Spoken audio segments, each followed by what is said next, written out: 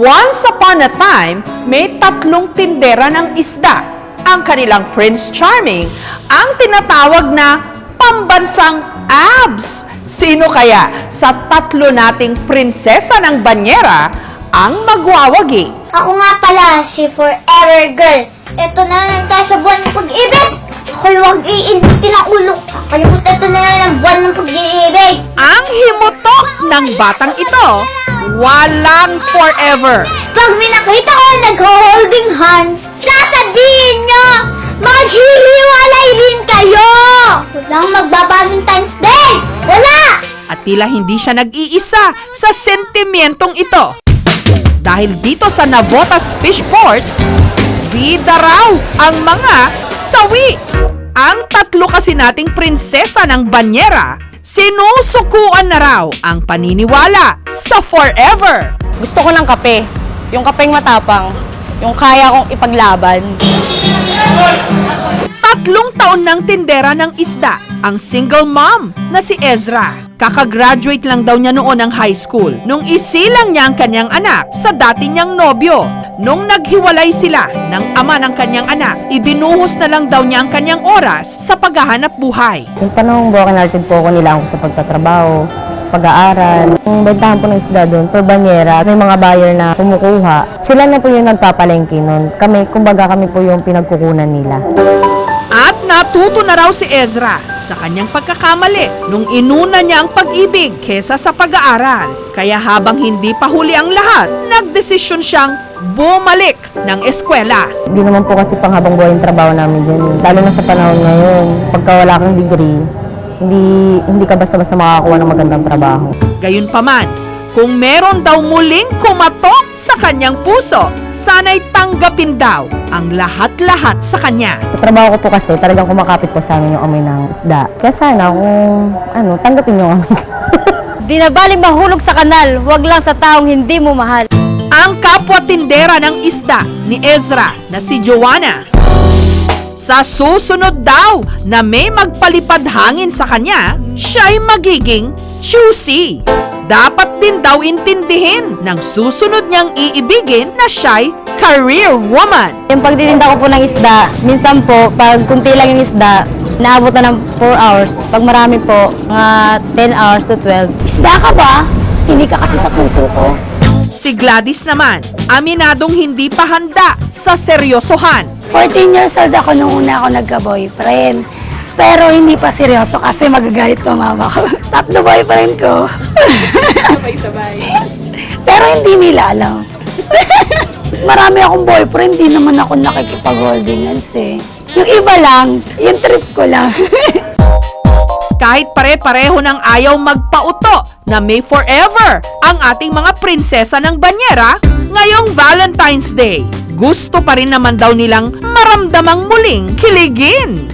Kaya naman isasabak natin sila sa isang dating game kung saan maglalabanan silang tatlo para malaman kung sino ang makakadate ng isa sa mga ka-love team ni Barbie Forteza sa Meant to Be. Kung nyo nga masali-sali dyan,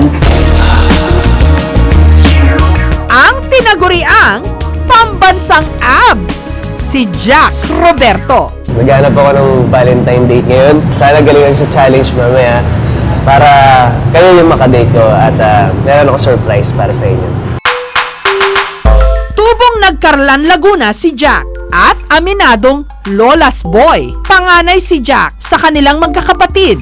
Kuya siya ni Danaya ng Encantadia, si Sanya Lopez. Na-discover si Jack ni Kuya Jerbs Herman Moreno sa Walang Tulugan. At sa isang role sa pelikula raw nagsimula ang bansag sa kanyang pambansang abs. After nung laot, nung movie, nagkaroon ako ng guest sa Sunday Pinasaya. Sige mga mandirigma! Dance number! Tapos ang role ko doon, si Vita Gang na namubuhay na kahoy. Tapos doon na na-notice na parang, may abs pala si Jack. Guess natin sa ganyan. Ang isa, nagkaroon kami ng skit sa Bubble Gang. Sa iba ka na lang magpa-x-ray. Sa ano? Doon, sa bahay ko, may x-ray ako doon. Hindi ka pang gagastos. Teka na. Sige, naku. Maluha na to. Kaya nga. Nag-guest din ako sa DOJ. Ayun na, naging regular na ako sa mga yun. Tapos binasagan ako pambansang abs. Pagka nasa location kami, nagtitaping. Kuya Jack, pa-picture, ganyan. Sige po, picture tayo. Kuya Jack, pwede ko sa pakita yung abs. Sabihin na, hindi pa daw sila nakakita sa totoong buhay ng abs. Pwede bang hawakan? Sabi ko, sige, pumapayag naman ako. Pero aminado si Jack, with great abs comes great responsibility daw para ma-maintain ang kanyang pang-Valentinong pangangatawan. Low carb at no rice daw ang kanyang diet at syempre, regular workout. So, kailangan kong pangatawanan, kailangan ko i-maintain, hindi pwedeng mawala. Pero okay lang, gusto ko naman talagang mag-exercise lagi dahil gusto ko maging healthy. Love life ngayon, happy ako sa family ko. wala pang love life muna kasi sunod-sunod yung trabaho. So, ayoko naman mag-suffer yung magiging relasyon ko if ever na mag-girlfriend ako ngayon. So, sabi nga nila, perfect timing for that. Para talagang bigay mo full time mo sa kanya. Ito na ang perfect time para ma-meet ni Jack ang maglalabanan nating mga prinsesa ng banyera. At para tulungan si Jack na makahanap ng kanyang kadate ngayong Valentine's, makakasama natin ang ika-6 na utos star, Arian Bautista, aka Super B. Nakakakilig dahil siya ang pambansang abs ng Pilipinas, 'di ba? Nag-outfitan ako na Barbie dahil wala si Barbie. Ako muna ang Barbie na meant to be ni Jack Roberto. Ayan na siya! Hi! Hi, I'm Barbie. Ito, hayaan ko silang hawakan ka. Siyempre dito lang. Okay lang ba? Grabe, girls! Ang bango! Sobran! Kay Searchy number 1 muna tayo. Oh, ingat sa paghawak, ha? Ah! Ako na. Okay, go. Sige.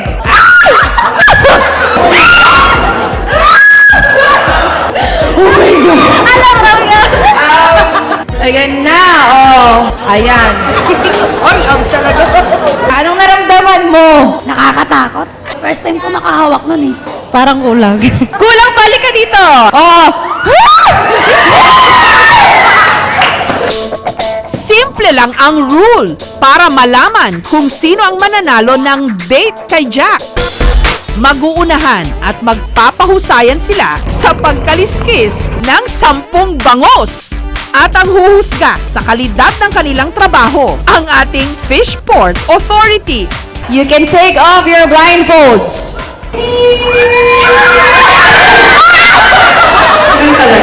Ano ka ba? Magsuot ka nga ng damit. So, handa na ba kayo? Oo naman. Oo. Ito, parang gigil na gigil. Let the Kaliskisan Challenge begin! Go! Ang mga kaliskis, talsik dito, talsik doon. Ayan, may inspirasyon kayo. Kahit pa kilig na kilig ang mga searchy, sige pa rin sa pagkaliskis. Sinecheck ko lang kung may kaliskis sa mo. Ayun eh. Oh, nagmamadali ka. Anong alam sa pandesal? Anong alam sa pandesal? Bilan na lang kita sa tabi. At ang nanalo sa ating Kaliskisan Challenge, base sa kalidad ng kinaliskisang isda, Ang nanalo ay walang iba kundi si Gladys! Congratulations! Meron akong flowers for you. At dahil alam kong practical na mga babae ngayon, meron din kasamang bigas yan. Bigas? O ako? Sige ka na lang. Kay Jack naman, thank you kasi naging parang close na close tayo. Parang walang ilangan. Natural na natural siya bilang tao. Nag-enjoy akong kasama siya. Sa mga girls na wala pang ka-date ngayong Valentine's Day, okay lang yan. Malay mo, may magsusurprise sa'yo ng flowers or may magbibigay sa'yo ng chocolates. Basta, kahit di naman Valentine's, di ba? Pwede mo pa rin i-celebrate. habang ang iba tila bilasa na ang pakiramdam sa kakahintay ng kanilang forever, siguradong marami rin ang hindi pa gumi-give up dahil true love waits.